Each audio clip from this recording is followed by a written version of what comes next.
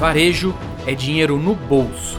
E para colocar dinheiro no seu bolso como operação de varejo, você precisa fazer o seu produto girar o mais rápido possível, com a maior margem possível. E nesse podcast eu vou te mostrar tudo o que você precisa saber para fazer os seus produtos girarem rápido com preço cheio, porque só assim a sua operação cresce, saudável e com rentabilidade.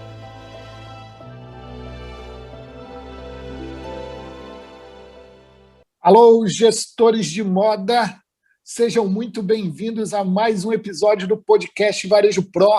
Aqui nós discutimos estratégias para você aproveitar melhor essa nova fase no varejo e conseguir girar o seu estoque mais rápido e com preço cheio. Eu sou César Augusto Madeiro. Eu sou Max Daguano.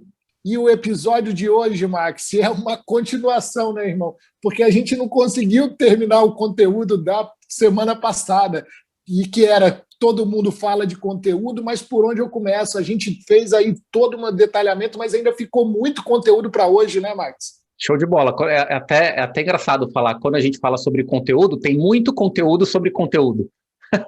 Exatamente. Muito conteúdo sobre conteúdo. Então, vamos pegar o bonde, então, do podcast passado e começamos por onde, então?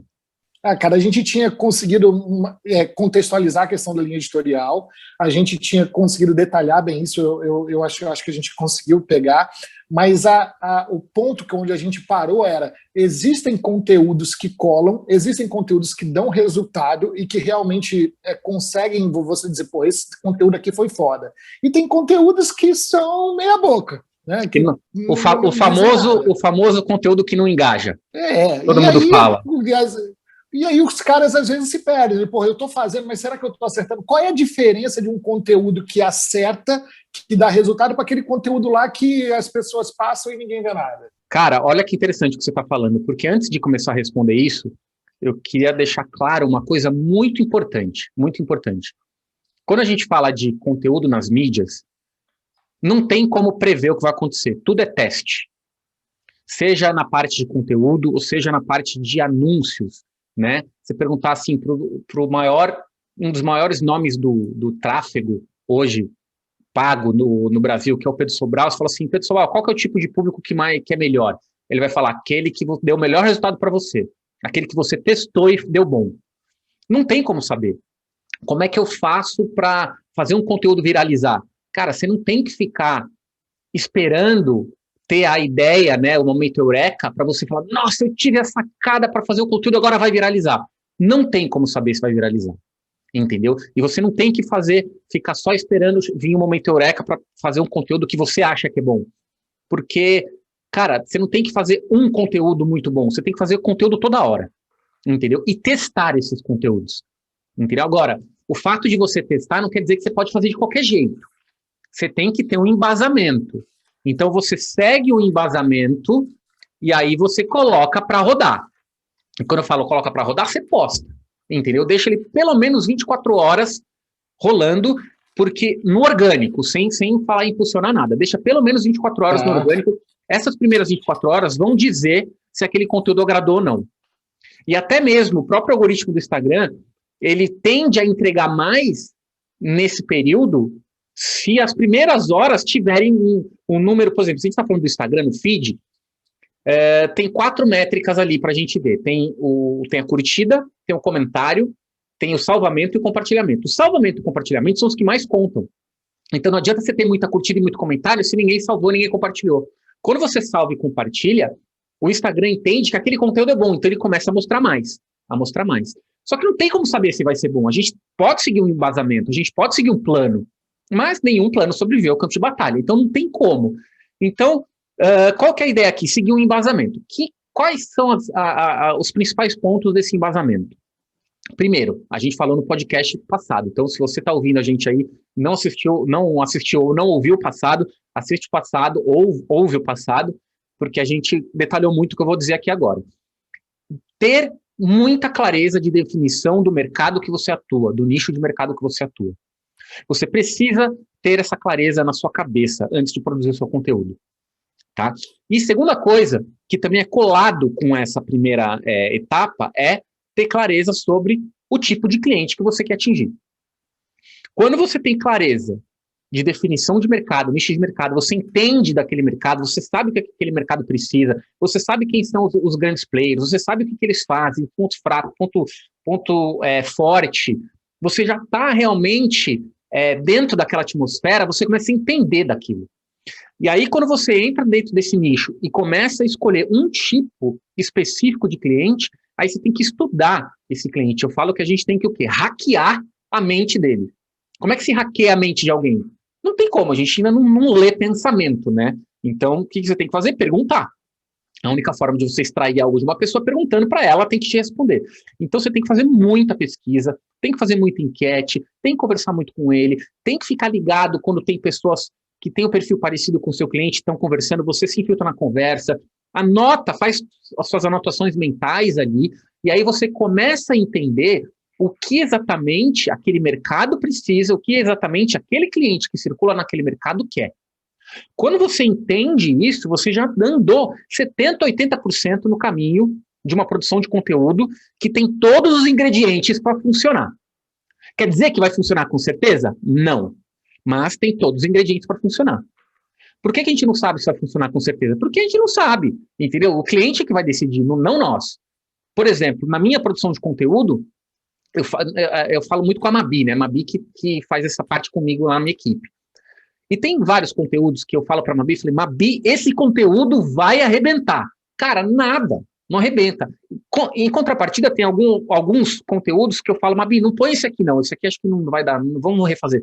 Não, Max, vamos colocar. Aí a gente coloca e bomba. Entendeu? Então, aqueles que eu mais acho que vai bombar não bomba, aqueles que eu menos acho que vai bombar, bomba. Então, você não tem como saber, você tem que testar. Agora, quanto mais claro e mais profundo for esse seu embasamento, maior a chance você tem de acertar. Entendeu? Então, isso é um processo. O outro processo é que, dependendo da plataforma, você tem que entender os formatos e tipos de conteúdo mais adequados para cada plataforma. E dentro disso, você tem que entender, por exemplo, de ter uma headline chamativa, você tem que ter uma legenda muito boa, entendeu? Colocar post, por exemplo, no Instagram sem legenda, cara, você está perdendo uma oportunidade de chamar mais a atenção do seu cliente, entendeu? Se for um conteúdo no YouTube, você tem que saber qual é mais ou menos a média de vídeos que mais dão bom ali no YouTube, você tem que colocar uma thumbnail que chama atenção, você tem que colocar um título do vídeo, fazendo ali um trabalho de pesquisa de SEO, entendeu? Para te dar mais pesquisa. Então, cada plataforma, você tem um formato certo. Então, vamos supor que você já definiu o tema do seu conteúdo baseado nessa primeira etapa de clareza de nicho e tipo de cliente. Aí agora você vai para a produção desse conteúdo. Cada plataforma vai te mostrar qual é o tipo e qual é o formato de conteúdo que mais tem a ver com aquela plataforma.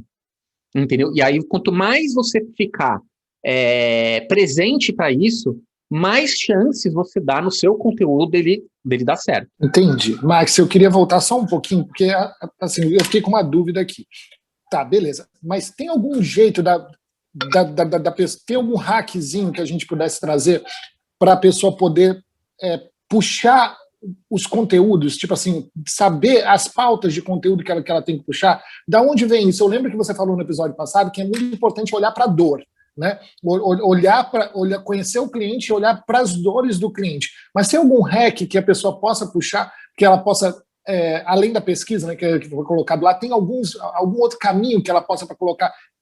Quais são as perguntas que esses consumidores, que esses clientes querem ver sendo respondidas? Cara, tem que fazer pergunta, não tem jeito. Porque quando você não faz pergunta, você vai no achômetro, tá? E tem, na verdade, 3 formas, César, de você extrair essas informações. A primeira forma é você estudando e imaginando.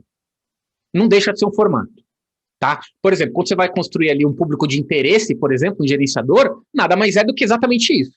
Você está imaginando, você está chutando, você está supondo, entendeu? E tem muitas vezes que público de interesse está super certo, só que público de interesse nada mais é do que uma coisa que você supôs ali. Entendeu? Então, a gente não pode destacar isso, esquecer isso. Agora, quanto mais você tiver embasamento, mais a sua suposição tem chance de ser certa. Primeiro ponto. Segundo ponto, Eu posso perguntar para o meu cliente, que é isso que a gente está falando aqui. Perguntar através de enquete, perguntar através de pesquisa, ou perguntar no face-to-face mesmo, no olho, e fazer perguntas. Já já a gente fala das perguntas. Só falar da terceira forma aqui. Uma terceira forma é stalkear o cliente. Stalkear é uma palavra que é nova, né? Começou agora quando as redes sociais começaram a crescer, e aí entrou naquela gíria de, não, agora deixa eu saber um pouco mais sobre você. A pessoa está stalkeando ela. Quando você tem ali as redes sociais, os perfis dos seus clientes, você pode stalkear ele. Entendeu? O que é stalkear? Ir lá no perfil do Instagram dele e ver sobre o que ele fala, o que ele compartilha. De repente, às vezes, ele pode ter um vídeo dele falando de alguma coisa que ele não gostou, ou de alguma coisa que está deixando ele puto da vida, ou alguma coisa que ele quer muito, alguma coisa que ele defende. Então, tudo isso pode virar tema de conteúdo para você. Por quê? Porque são coisas que são interessantes para ele. Entendeu? Então, por exemplo, você chega lá, vamos supor, para quem trabalha no mercado infantil, e começou a stalkear um Instagram de uma mãe que é cliente, né, que tem os filhos, que compra de uma determinada loja, e a mãe começou a falar que não está conseguindo encontrar um tipo determinado de calça para o filho, porque ela quer uma calça que proteja os joelhos, porque o filho deita muito no chão, e ajoelha muito no chão, e as calças ficam rasgadas. De repente, isso é uma dor, entendeu? Então, assim, o que você pode fazer? Você pode fazer um conteúdo em cima disso. Pode ser um conteúdo de venda, pode ser um conteúdo que não seja de venda, mas não importa, esse assunto é algo que vai chamar a atenção dela. Esse é o ponto, sacou? Então, você tem que saber quais assuntos chamam a atenção dela, entendeu? Então, você pode fazer isso imaginando, em cima de dados, você pode fazer isso perguntando, através de pesquisas, enquetes, ou perguntando para a pessoa direto, ou stalkeando. Certo. Que pergunta que eu posso fazer, por exemplo? Cara, você pode lançar uma enquete assim. Na hora de comprar roupa para o seu filho, falando no mercado infantil ainda, qual que é a sua maior dificuldade? E deixa ela escrever com as palavras dela. Porque quanto mais você for fiel às palavras dela, mais você vai acertar no conteúdo. Então, por exemplo, vamos supor que você faz essa pergunta e ela escreva assim: estou com dificuldades de achar calças... Estou com dificuldades de achar calças que não rasgam no joelho, resistente no joelho. Aí você pode lançar um conteúdo assim: você está com dificuldades em achar calças resistentes no joelho? Total. Entendeu? Então, você está usando as palavras dela contra ela, entre aspas. Então, quanto mais você deixar ela falar, mais você pega o que ela falou e usa no seu conteúdo. Porque nesse momento que ela vê esse conteúdo, ela vai falar assim: ele está falando comigo. É comigo que ele está falando. Entendeu? Então, não tem mágica. Tem estratégia na história. Entendeu? Então, esse é o ponto. Então, você tem que perguntar, quando você quer, agora na pandemia, que você quer ficar muito em casa, e você procura uma roupa para ficar em casa, qual a sua maior dificuldade em achar um produto certo? Deixa ela falar. E ela vai falando, e ela vai falando, e ela vai falando. Aquilo é ouro. Não é ouro, é diamante. Aquilo é diamante para você entrar com uma estratégia de copywriting. O que é copywriting? É a escrita persuasiva. É como chamar a atenção através da escrita. Aí você colocou num ponto que era onde eu queria chegar. Eu estou muito interessado nessa história de copywriting. Vamos nessa. Porque eu escuto muito, e eu tenho lido que isso realmente faz a diferença. Né? Isso realmente faz a diferença. Você conseguir persuadir através do seu conteúdo, né? E induzir a pessoa para a ação que você quer. E eu queria muito que você aprofundasse nesse tema. Show de bola. Copywriting nada mais é do que uma estratégia de escrita persuasiva. Tá? Não, tem uma gíria que a gente fala muito no mercado que é copy. Preciso de alguém que é bom de copy. Esse copy, nesse caso, a pessoa está querendo dizer alguém que escreva bem. Alguém que saiba escrever com o intuito de seduzir, de persuadir melhor, de chamar mais atenção. Entendeu? Então, a gente até pode fazer um podcast só sobre isso, cara. Tem muita coisa a falar sobre isso. Mas vamos, como o assunto aqui é conteúdo, vamos tentar falar um pouco de copy dentro do conteúdo. O ponto é o seguinte: como é que eu faço para poder uma escrita chamar a atenção de alguém? Eu preciso impactar ela. Entendeu? Então eu tenho que saber que na hora que eu estou escrevendo algo, eu não tenho que ficar falando do produto, eu não tenho que ficar falando de vantagem, eu tenho que impactar essa pessoa. E como que eu consigo, através de uma escrita, impactar alguém? E é aqui que muita gente tropeça. Sabe por quê? Porque a melhor, quiçá a única forma de você impactar alguém é você pegando na emoção dela. Então, a sua escrita, de cara, que a gente chama o seu lead, né? O que é o lead? É esse lead que eu estou falando aqui, não é o lead que você capta ou empilha leads na captação. É o lead que é o primeiro parágrafo ou a sua headline da sua carta, entre aspas, cartas de vendas, né? Ou do seu texto ali, da sua legenda. O lead é o comecinho. Esse comecinho, ele é responsável pelo impacto. Então, nesse comecinho, eu tenho que impactar, porque se eu conseguir impactar nas primeiras linhas, aí é mais chance dele ler o restante, ou dele assistir o vídeo, ou dele ver o post que está numa foto, enfim, dele ir para baixo. Na hora que ele vai para baixo, ali sim tem um detalhamento maior. Só que não adianta nada. Imagina que eu estou te mandando um e-mail, César. E se no assunto do e-mail não te impactar, você não vai abrir o e-mail. E dentro do e-mail pode ter um conteúdo que vai virar a tua chave. Só que, o que vai fazer você abrir o e-mail? O título do e-mail. É aquele título. Então, o título do e-mail tem que ser muito bom. Porque senão o e-mail faz o quê? Vai para a lixeira. Entendeu? Então, por isso que eu falo que headlines são importantes. Por isso que eu falo que legendas são importantes. Tudo aquilo que você coloca, que tem o objetivo de chamar a atenção, de impactar o seu cliente, você tem que tocar na emoção. Você tem que tocar na dor, ou no que ele mais quer, entendeu? E é ali que você faz isso. E isso, na verdade, ele teoricamente representa 20% de todo o seu processo. Só que ele representa só 20% do processo, só que ele é responsável por 80% do resultado. Vamos falar aqui do e-mail. Se eu te mando um e-mail e o título for muito persuasivo, beleza, você vai abrir o e-mail, você vai fazer... Porque qual que é a função do título do e-mail? Fazer você ler o e-mail, abrir. Se você abrir o e-mail, opa! Uma coisa, a vitrine da loja é responsável por fazer o cara entrar. O post no Instagram é responsável por fazer para o cara querer dar o próximo passo, querer clicar, querer compartilhar, querer entrar no WhatsApp para saber mais. Então, assim, eu preciso ter consciência de que, além de todo esse embasamento que a gente falou aqui, eu preciso criar um conteúdo que de cara seja impactante. Seja ele numa foto, seja numa legenda, seja num título, numa headline, ou seja na explicação de um produto. Por que a maioria posta produto e não consegue vender? Porque coloca lá, por exemplo, calça a R$89. Cara, isso não é uma legenda informativa. Tá todo mundo fazendo isso, o consumidor já vê isso normalmente em todo canto. Tem um case de uma marca, que eu fiz trabalho há muito tempo, que eles venderam muito uma calça, sabe por quê? Porque era assim, calça, chapa, barriga. Top. A dor aí. A dor e o desejo. Isso, o que a cliente quer? A cliente não quer saber que é 89, ela quer ficar com a barriga chapada. Outro exemplo que eu vi outro dia com um grande amigo meu. Carregador de celular a R$20. Olha a diferença. Carregue seu celular na metade do tempo. Economize seu tempo no dia a dia. Olha a diferença. Perfeito. É o desejo presente. É lógico. Você vai na dor, você vai no que ele quer. Então, quando você está fazendo conteúdo, você tem que, cara, eu preciso impactar essa pessoa. Eu preciso mostrar, eu preciso falar que o meu produto vai resolver o problema dela. E não só descrever o produto. E aqui é uma coisa muito importante. As pessoas não compram o seu produto. Elas compram o que o seu produto vai causar. O seu produto é o veículo. Elas querem o ponto B. Elas estão no ponto A e querem ir para o ponto B. Então, transformação. Exatamente. Então, você tem que pegar e tentar sacar dela. Qual que é a transformação que essa pessoa quer? Quando eu estou carregando o celular, o que eu quero? Que carregue rápido. Principalmente que tem iPhone, que, cara, é uma coisa, né? Então, aí você vai carregar, tem que ficar esperando carregar. Aí não tem, por isso todo mundo deixa carregando à noite? Porque você não faz nada enquanto carrega, entendeu? Então, esse é o ponto. Então, você tem que tentar ver o que será que a pessoa quer. A pessoa não quer um carregador de celular. Ela quer o quê? Que economize tempo. A pessoa não quer o vestido. O que ela quer? Ser a mais bonita. Ela quer, uma sensação de autoestima, empoderamento, ego, vaidade.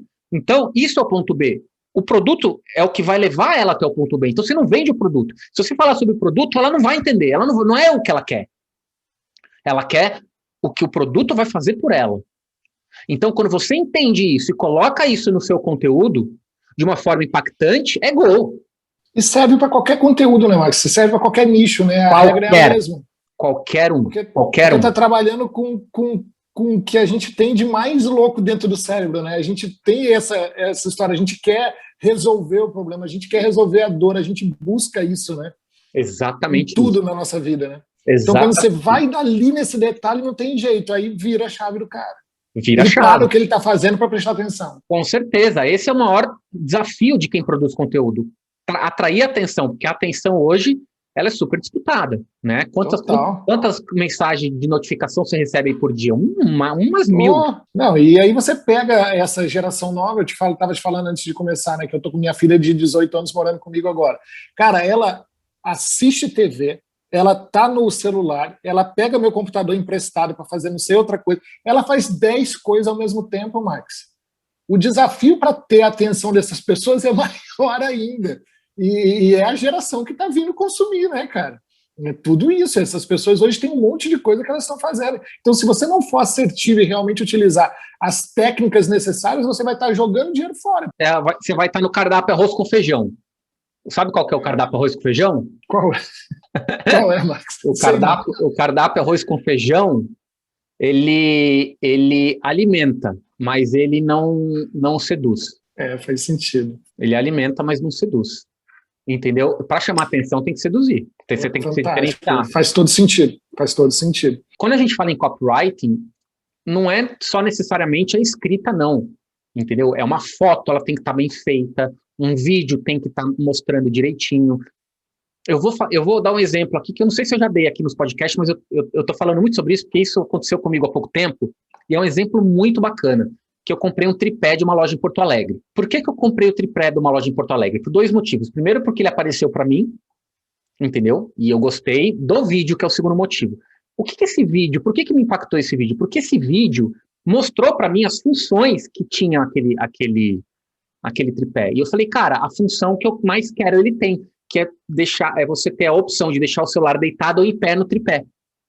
E é isso que eu estava procurando, e na hora que eu vi, eu falei, cara, é isso, eu quero. Então, é diferente dele postar um tripé e falar assim, tripé R$39, ou, sei lá, R$59. Não. Ele falou assim, eu não lembro qual que era a legenda, mas na legenda ele falava assim, o tripé que você pode usar de várias formas, ou vários tripés dentro de um, alguma coisa assim. E aí ele tinha um vídeo... desejo. E aí o vídeo mostrando as funções do tripé. Eu falei, cara, eu preciso disso. Cara. Entendeu? Então, qual que é o ponto? Não é só postar e pôr o preço. Você tem que vender a ideia, você tem que impactar o cliente. Tá? Você está postando uma foto de uma blusa, o que essa blusa vai... O que seu cliente, se comprar essa blusa, vai ganhar? O que seu cliente vai ganhar se comprar esse vestido, se comprar esse jeans? Qual que é a oportunidade ali para ele? O que ele ganha? Aonde que esse veículo vai levar ele? Então, você tem que começar a explorar isso. Tanto no vídeo, quanto numa foto, quanto na legenda, quanto na headline. Entendeu? E headlines são muito importantes. Porque o que é uma headline? Headline é um título chamativo. E esse título tem que te aguçar uma curiosidade. Então, por exemplo, se você coloca um vídeo, coloca uma headline em cima, onde nesse vídeo você tem que antecipar o que vai vir no vídeo, entendeu? Mas não contar o final. Por exemplo, falando do tripé. 4 tripés dentro de um. Você fala, caraca! Só que se você não vê o vídeo, você ainda vai ficar, o que será que ele quis dizer com isso? Te aguça a curiosidade, entendeu? E aí, toda vez que você coloca um vídeo, você tem que pôr uma headline, porque a headline é o que vai fazer ele querer assistir o vídeo. E depois uma legenda. E a legenda, ela tem que começar com a parte emocional e depois você coloca o preço lá embaixo. Mas você sabe, Max, que eu tenho um exemplo disso na prática, né? Porque a gente começou a buscar mais técnica e aplicar mais técnica lá no nosso feed, com o trabalho da Larissa, né? Hoje a gente tem uma pessoa só dedicada à construção desse conteúdo nas nossas mídias. E a gente tem percebido como isso tem feito a diferença, cara. Porque o que ela começou a fazer? Ela começou a pegar as postagens antigas, que a gente já tinha no feed, e começar a ajustar a headline, ajustar a legenda, ajustar as hashtags, e aquela mesma postagem que estava lá parada começou a ter entrega, começou a ter interação, começou a ter as coisas. Então, isso é a prova de que se você faz certo, se você consegue utilizar as técnicas necessárias para você fazer o seu conteúdo ser entregue, fazer o seu conteúdo ser relevante, ele tá lá, o algoritmo entende isso, ele entende quem está fazendo certo e quem está fazendo errado. Então, a autossabotagem acontece, porque se você não tem a técnica e você está fazendo errado, o algoritmo vai entender, não, isso aqui está errado, eu não vou entregar. E se você virar a chave, é instantâneo, Max. Cara, a gente fez isso no perfil de Fortaleza, que estava parado, depois que a gente começou a botar o oficial nacional, a gente pegou lá no de Fortaleza. Cara, é impressionante como é que está acontecendo hoje, cara. É muito rápido. É muito rápido. É rápido, é rápido. Então, assim, só para a gente amarrar o que a gente começou conversando hoje. Para um conteúdo ser bom, você tem várias etapas a ser cumprido. Então, produzir conteúdo não é, eu posto. Como que é a tua comunicação? Eu posto 2 vezes por semana, 3 vezes por semana. Cara, isso não é o suficiente. Você tem que seguir uma cartilha, você tem que ter uma estratégia, você tem um passo a passo, você tem etapas a cumprir, que começam onde? Definição, clareza, pesquisa de nicho, hackear a mente do cliente, tudo isso passando por uma estratégia de copy, e aí você vai, e aí faz o quê? Testa, tem que testar. Entendeu? Tudo é teste. E aí você começa a entender qual tipo de conteúdo o seu público gosta mais e qual que não gosta. Então, de repente, você percebe que o seu conteúdo não gosta muito de vídeo. Faz mais imagem, faz mais tutorial. Entendeu? Então, tudo isso vai te dar métricas que você começa e faz correções de rumo no meio do caminho. É normal. E, cara, essa coisa de comunicação digital é uma coisa muito maluca, porque a todo tempo muda, a todo tempo você tem que metrificar. Tem que ser ligeiro, né, Max, para poder entender o que está dando certo ou não está. Ligeiro. No Reels agora, né, cara, quem está acertando no Reels está tendo entrega. Nesse momento que a gente está gravando aqui, o Reels é uma ferramenta nova no Instagram, e como toda ferramenta nova, eles entregam mais para poder os usuários usarem mais. Daqui a pouco eles vão brecar, né? E daqui a pouco eles inventam outra ferramenta aí para colocar dentro do Instagram, né? Daqui a pouco eles vão colocar 1 milhão de coisas dentro do Instagram. Por isso que o Instagram hoje é uma das maiores redes assim mais acessadas, porque tem muita opção ali, né? Perdendo acho que só para o Facebook, para o YouTube. Eu até vou levantar esses dados aqui, que também muda toda hora. Muita gente me pergunta isso. O Facebook não funciona. Funciona sim. Ainda é a plataforma com o maior número de usuários no mundo. A última vez que eu vi esse dado, tinha mais de 2 bilhões de usuários. Se você parar para pensar 2 bilhões, cara, é 1/3 da população mundial. 2 bilhões é gente pra caramba. Entendeu? Então, imagina que 1 a cada 3 pessoas no mundo tá no Facebook. É muito louco isso. Então, mas vamos trazer esses dados aí, vamos trazer esses dados aí depois. Tá. Max, agora, voltando para essa história, eu não queria entrar nessa história de gatilho, mas eu vou pedir para você passar por cima, porque quando você fala de copy, tem algumas histórias que são importantes a pessoa estar ligado, né? Que são gatilhos mentais. Então, eu sei que isso também é um conteúdo gigante que a gente podia estar fazendo outro podcast dessa história, mas aonde é que o gatilho, que os gatilhos podem entrar nessa parte que você falou, tipo headline, na legenda, que são o primeiro impacto do cliente. Dá para colocar gatilho mental nisso daí? Lógico que dá. E gatilho mental entra a todo momento e a todo lugar, não é só na legenda, não é só na headline, gatilho mental na própria imagem, gatilho mental no vídeo, gatilho mental a todo momento. O que são gatilhos mentais? Gatilhos mentais é o seguinte, imagina que o nosso cérebro a todo momento toma decisões, a todo momento. E só que algumas decisões que o nosso cérebro toma, a gente não precisa parar para analisar. Porque se a gente for parar para analisar todas as decisões que a gente toma, a gente ia ter um cansaço, um desgaste mental absurdo. Então, algumas decisões, o cérebro toma sem a gente pensar.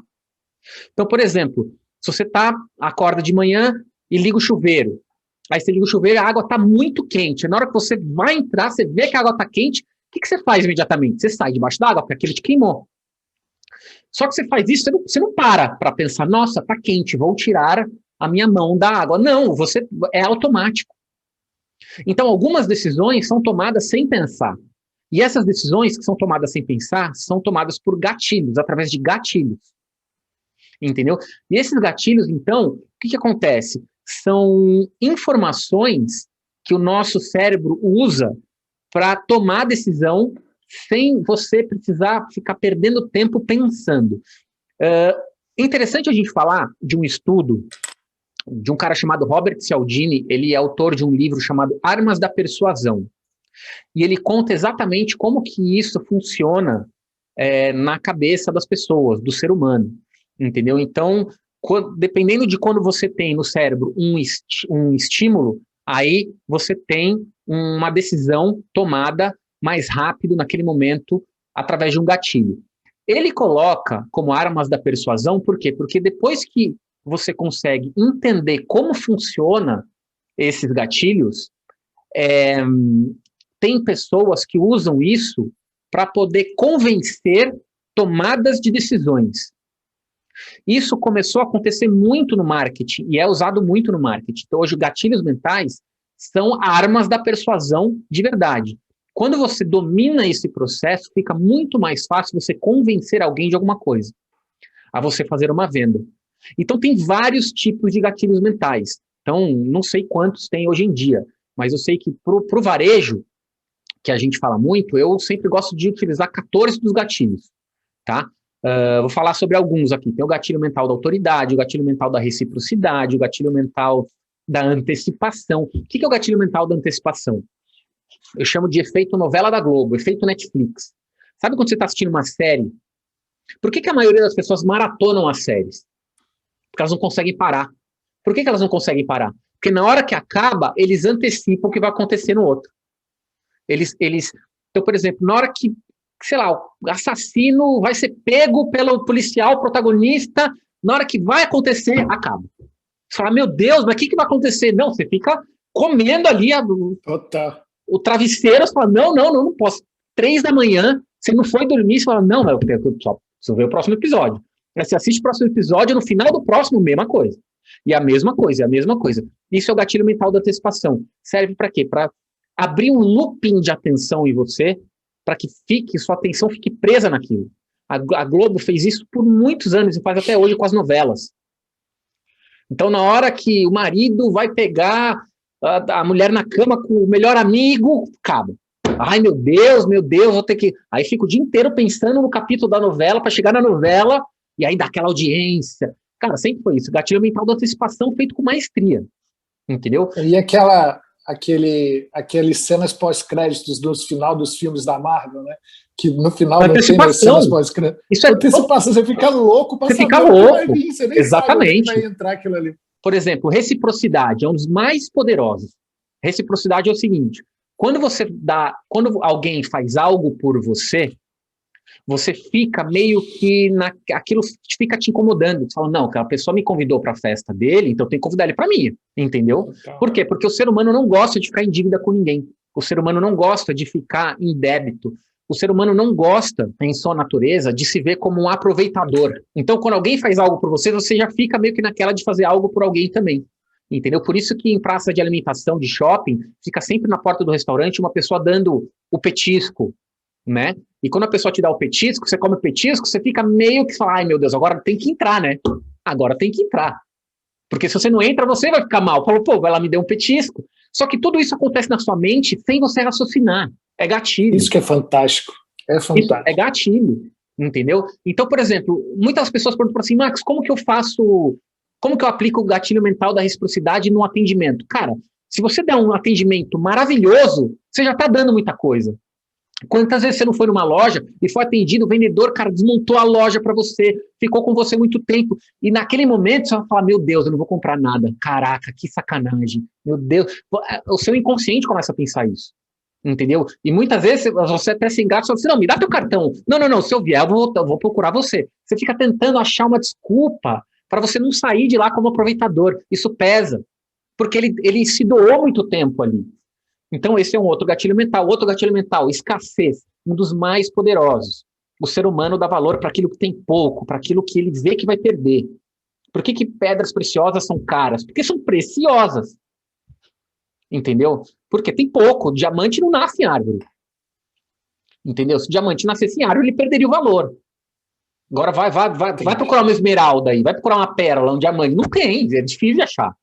Entendeu? Então, tudo que tem pouco tem mais valor. Como que eu aplico isso também no varejo? Cara, última peça, são poucas horas, é só na live, que eu falo muito sobre ações, fala que aquela oportunidade vai rolar só durante a live, vai rolar só para quem entrar nesse grupo. Isso é escassez.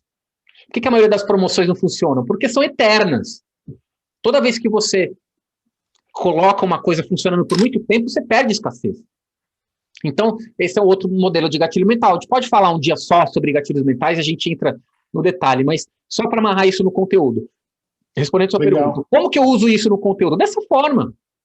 Você pode usar isso na headline, você pode usar isso na legenda, você pode usar isso mostrando um vídeo, na foto, entendeu? Porque são formas do seu cliente tomar a decisão de agir, seja de um clique, seja de ir para o WhatsApp, seja de fazer o que você quiser, mas você vai usar o gatilho mental com a intenção de fazer ele agir, e depois que ele consegue agir, aí beleza, quer dizer que o gatilho funcionou, entendeu? E agora, muito importante a gente falar, tem que agir na integridade, não dá para você falar que é a última peça se não for. Não dá para falar que aquele benefício é só durante a live, se depois você abrir para todo mundo. Você perde credibilidade, aí você não consegue mais. É muito rápido, né, cara? Porque se você dá um vacilo hoje na internet, isso espalha muito rápido. Então a pessoa tem que prestar atenção muito com essa questão da integridade. Hoje não dá para cometer muita gafe, não, porque todo mundo fica sabendo. Hoje é difícil. Então, assim, é um processo que vai deixar o seu conteúdo mais assertivo. Entendeu? A gente pode até outro dia falar com mais detalhes. Se você que está assistindo o nosso vídeo no YouTube, você que está ouvindo aí o nosso podcast, se quiser que a gente fale sobre gatilhos mentais, manda uma mensagem para a gente, ou se não, deixa aqui embaixo nos comentários que a gente fala um pouquinho mais sobre gatilhos. São 14 os gatilhos que a gente usa, tem prova social, similaridade, especificidade, história, tem vários gatilhos que a gente usa nas comunicações e que tem e costumam dar muito resultado nos conteúdos.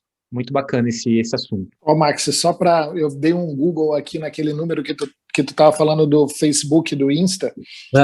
O Insta são 1 bilhão de usuários e são 1,5 bi por mês, né, de usuários ativos por mês. E o Facebook, 1 bilhão também, eles têm mais ou menos a mesma quantidade, né, de usuários e na base, mas são 2,7 bi mês contra os 1,5 bi mês do Insta. Eu sabia que um era o dobro do outro, isso eu tinha certeza, que eu já tinha visto também. Pois é. Então, muito louco.